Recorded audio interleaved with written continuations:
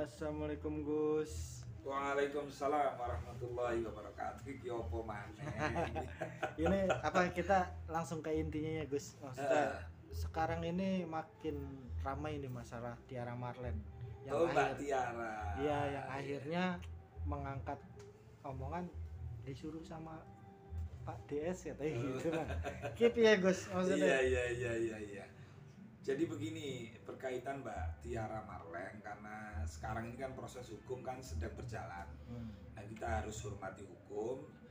Tetapi karena ini menyangkut kemanusiaan, saya sebenarnya sedih ya melihat Mbak Tiara menangis seperti itu. Padahal dulu sudah saya pernah lah menasehati, bukan menasehati lah, sharing saat itu.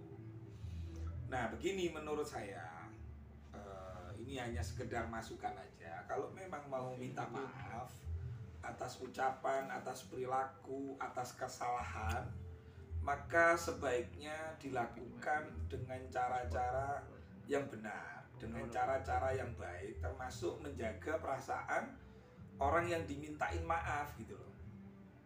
Misal, ya datang aja sama keluarga ke rumahnya Pak Haji Faisal. Toh kan tahu rumahnya Pak Haji Faisal itu di mana gitu kan.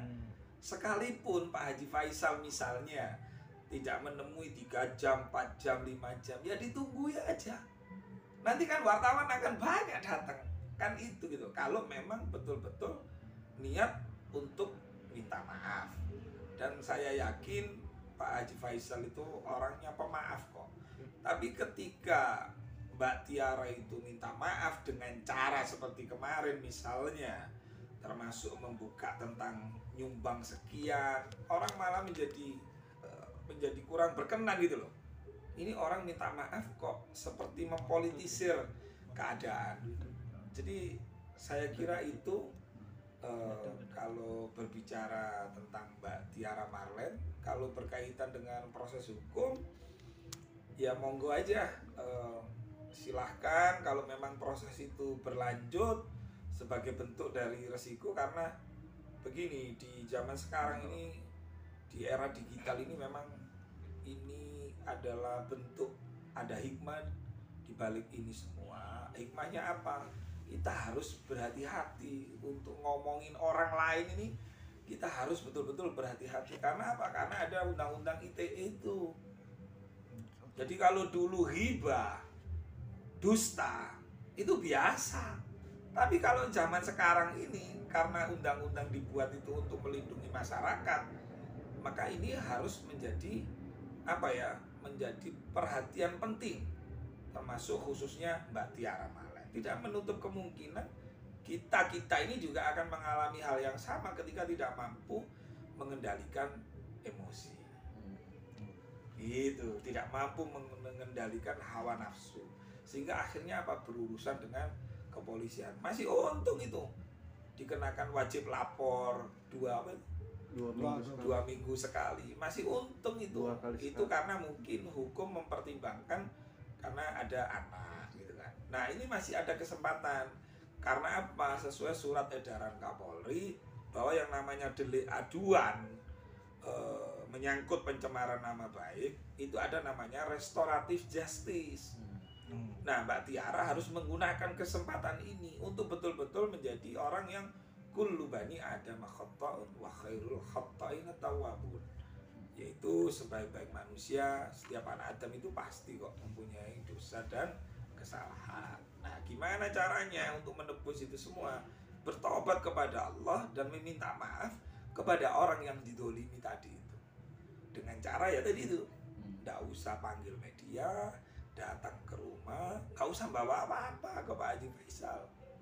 Insya Allah lah, namanya orang beragama itu pasti punya hati, punya perasaan gitu. Tapi ketika itu tidak berhasil, ya jangan marah gitu loh. Ya hormati orang yang tidak memaafkan, jangan dibangun framing Pak Haji Faisal itu. Ya. Artinya langkah Pak Haji Faisal ini benar ya Gus? Ya, langkah Pak Haji Faisal untuk mengungkap sebuah kebenaran ya bisa dibenarkan. Kan mungkin Pak Haji Faisal, siapa sih yang nyuruh Tiara Marlen ngomong begini ini gitu kan. Bisa saja karena rasa penasaran. Oh ini, nah supaya di persidangan itu bisa saja seperti itu gitu loh. Dan ini peluang masih banyak. Yang penting Mbak Tiara harus merubah gaya, merubah sikap, merubah perilaku. Betul-betul menjadi orang yang bertobat. Selain bertobat kepada Allah, ya juga minta maaf yang tulus agar supaya ini tidak terulang lagi, gitu kan? Gus, Itu saya kira. dengar kabar Mbak Tiara menjadi tersangka, gimana? Ya ketika saya waktu itu dilaporkan itu, ya prediksi saya pun dulu pernah ngomong sama Mbak Tiara itu kan, ngapain bikin statement seperti itu gitu loh. Terus dia nyebut nama orang itu, mohon maaf saya nggak bisa sebutkan itu gitu loh. Jadi ketika ini diproses hukum, ya saya menduga pasti karena sekarang ini kan eranya keterbukaan, nggak bisa polisi melindungi, menutupi, nggak bisa. Jadi ketika ditetapkan tersangka ya nggak kaget saya, ya pasti tersangka karena memang yang dilakukan itu nggak bener, kurang tepat gitu loh. Tapi sebagai manusia kita ini kan kemanusiaan, ya saya berdoa mudah-mudahan apa yang diharapkan tentu pokoknya lek njaluk sepuro sing sak temen-temen nih gitu loh. Ojo digawe framingan bangun narasi terus sampai menyudutkan, apalagi ada tambahan baru nyumbang gala sekian, yang ini enggak sekian, jadi tambah rancu kan.